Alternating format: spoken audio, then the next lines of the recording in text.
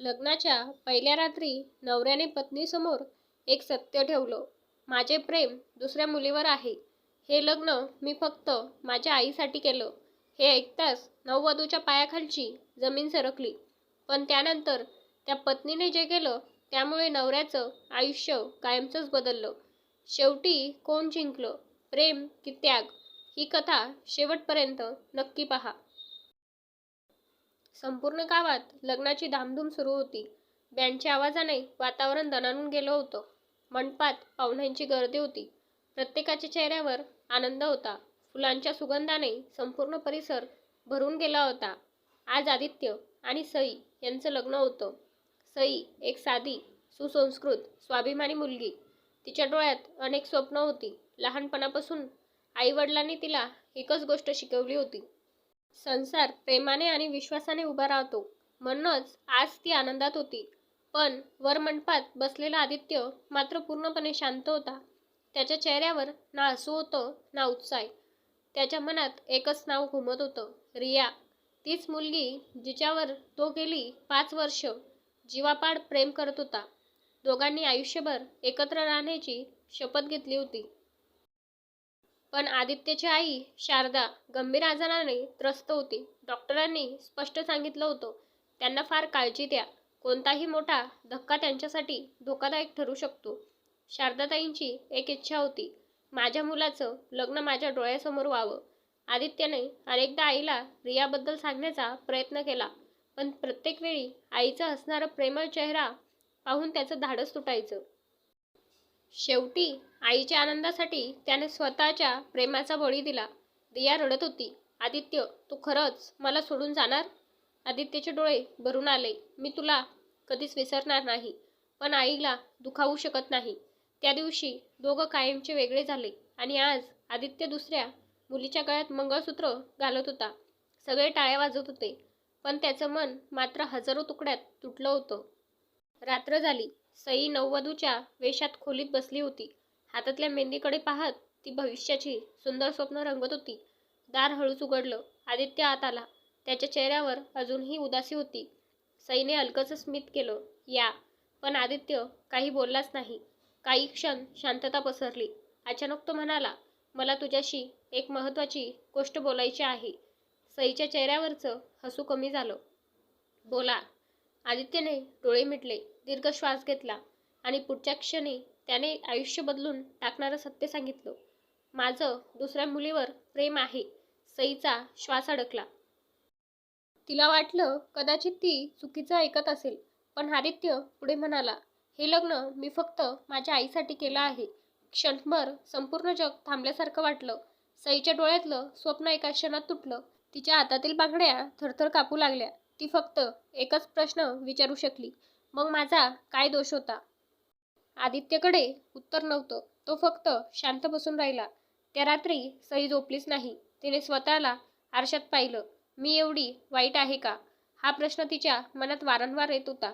सकाळ झाली. घरात सर्वजण नवविवाहित जोडप्याला आशीर्वाद देत होते. सईने चेहऱ्यावर हसू आणलं, कारण तिला कोणालाही सत्य कळू द्यायचं नव्हतं. शारदाताईंनी तिच्या डोक्यावरून हात फिरवला. माझ्या मुलाला खूप प्रेम दे ग. सईच्या डोळ्यात पाणी आलं. तिने फक्त मान हलवली. आदित्य मात्र आईसमोर अभिनय करत होता.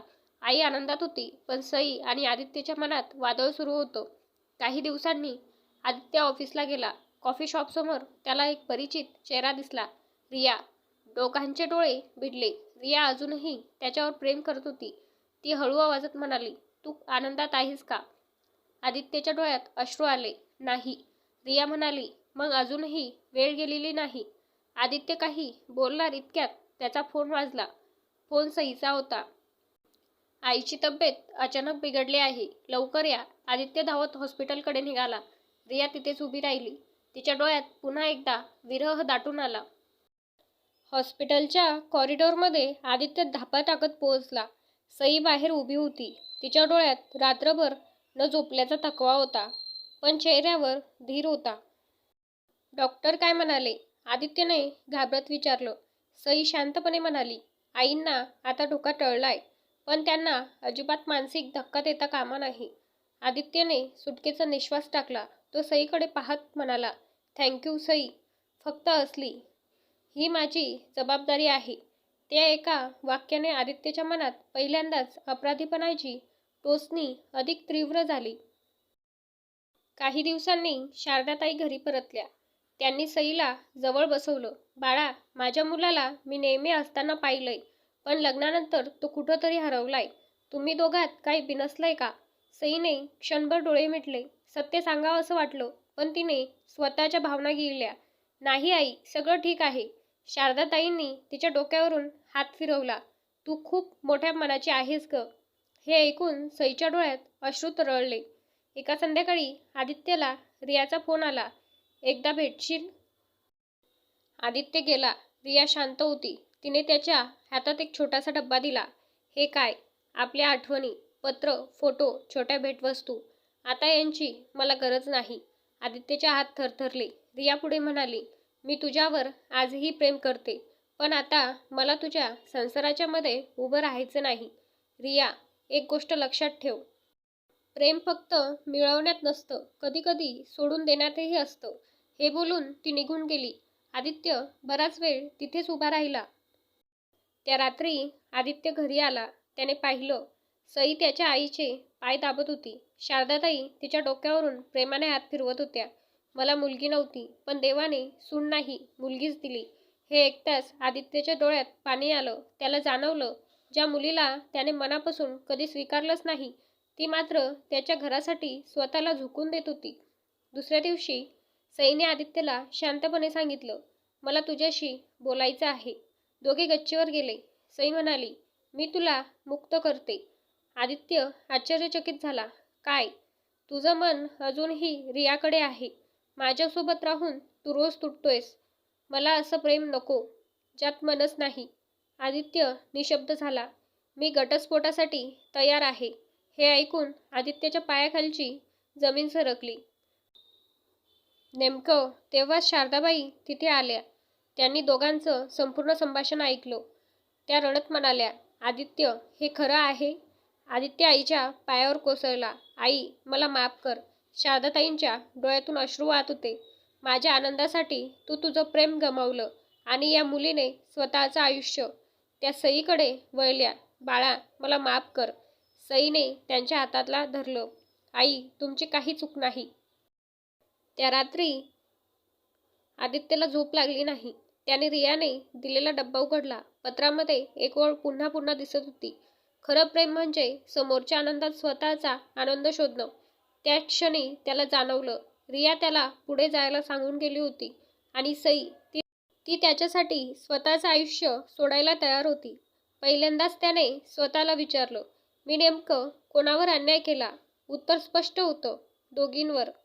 आदित्यने सईला कधीच जबरदस्तीने प्रेमाची अपेक्षा ठेवली नाही.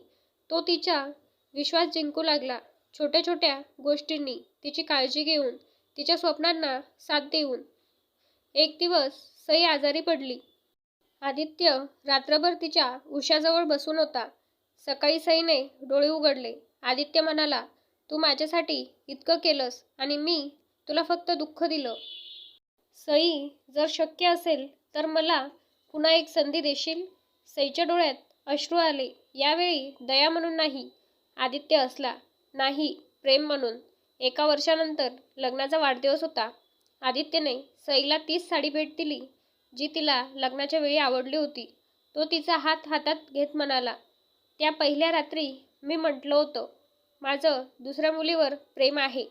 आज मी तेच वाक्य बदलतो. माझं प्रेम आता माझ्या पत्नीवर आहे. कारण तिने मला प्रेमाचा खरा अर्थ शिकवला. सईच्या डोळ्यात आनंदाश्रू दाटले. शारदाताई दोघांना मिठी मारत म्हणाल्या, घर विटाने नाही, तर क्षमा, विश्वास आणि प्रेमाने उभं राहतं. घरात पुन्हा एकदा आनंद नांदू लागला. पहिलं प्रेम आयुष्यात खास असू शकतं, पण नातं टिकवण्यासाठी प्रेमाबरोबरच विश्वास, त्याग आणि एकमेकांना समजून घेण्याची तयारी आवश्यक असते. कधीकधी आयुष्य आपल्याला दुसरी संधी देतं आणि ती स्वीकारण्याचं धैर्यच खरं प्रेम सिद्ध करतं. मंडळी, स्टोरी आवडली असेल तर चॅनलला लाईक, शेअर, सबस्क्राईब करायला विसरू नका. धन्यवाद.